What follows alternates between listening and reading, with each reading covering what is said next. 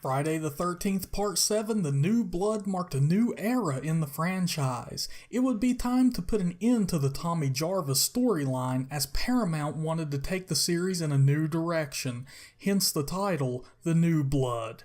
That being said, let's go ahead and take a look at some things you probably didn't know about the movie.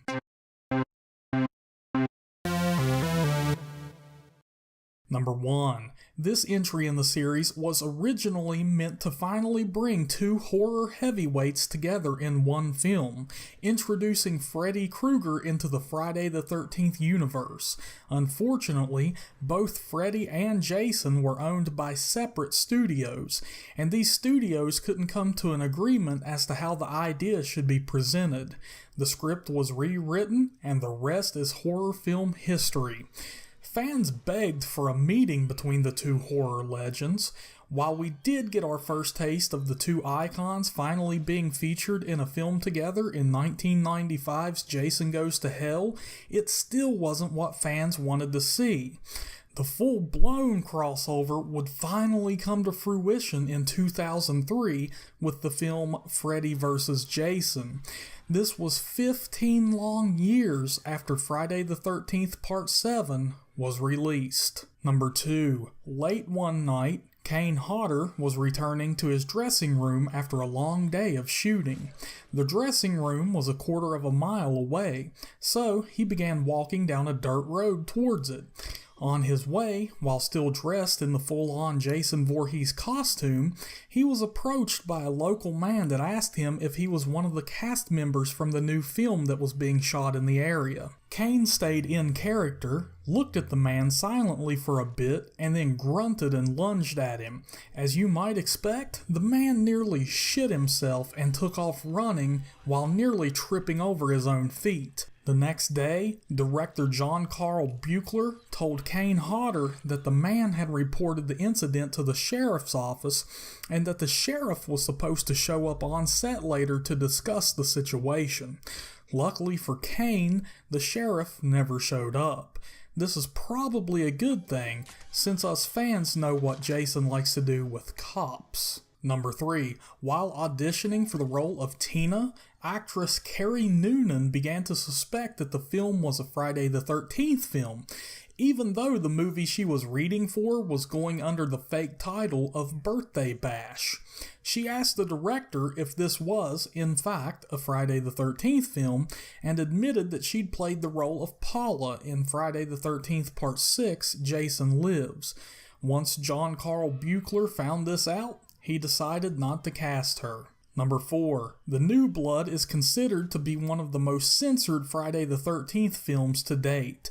Director John Carl Buechler had to submit the film to the MPAA 9 times and make numerous cuts to the movie before he was able to secure an R rating. Number 5. C.J. Graham was originally meant to reprise the role of Jason Voorhees. However, director John Carl Buechler pushed for stuntman Kane Hodder to take on the role after seeing Hodder eat real worms on the set of Prison the previous year. Number 6. The infamous sleeping bag kill scene was a major pain for Kane Hodder.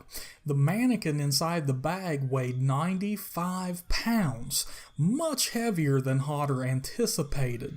There were numerous takes of the scene, and Hodder felt as if he just couldn't get it to look right. Number 7. A local man was hired as an alligator wrangler to protect the crew from any alligators that may wander onto the Alabama set and cause problems. However, alligators aren't active during the winter months, which is when The New Blood was being filmed. So, they essentially hired someone for a problem that didn't exist. Number 8. Paramount Pictures was dead set on a May 13th, 1988 release date. However, Paramount wasted a lot of time negotiating with New Line Cinemas on the aforementioned deal that never came to pass. By the time it was all said and done, they had to have a new script written, find a director, find a cast, shoot, edit, and score the movie in about 5 months. Number 9. The original subtitle of the film was going to be Jason's Destroyer, rather than The New Blood. Number 10. Kane Hodder, being a stuntman, performed all of his own stunts as Jason Voorhees. However, in his own admission, one of the stunts nearly cost the man his life. Near the end of the film, Jason falls through the stairs and lands in the basement of the house. A certain amount of the steps were meant to give way, while the real steps would remain in place. When Hodder fell, he barely missed hitting his head on one of the actual steps. And that's it for our list of things you didn't know about Friday the 13th Part 7, The New Blood. We hope you enjoyed the video and will subscribe to our channel. Until next time, talkers.